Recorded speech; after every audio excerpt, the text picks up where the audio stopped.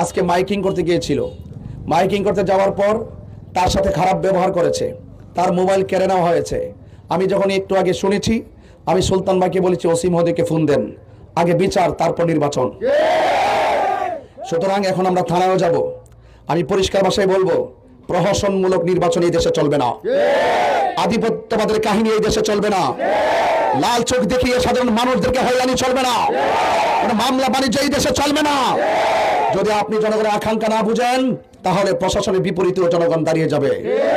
এজন্য আমাদের এই দেশে কোনো বৈষম্য চলবে না, কোনো জুলুম চলবে না, নির্যাতন চলবে না, চাঁদাবাজি চলবে না, অবৈধভাবে বালু উত্তোলন চলবে না, সিন্ডিকেট করে সিএনজি ব্যবসায়ীকে জ্বালা যন্ত্রণা করা যাবে না, এবং প্রত্যেকটা মানুষের অধিকারকে সুপ্রতিষ্ঠিত করতে হবে।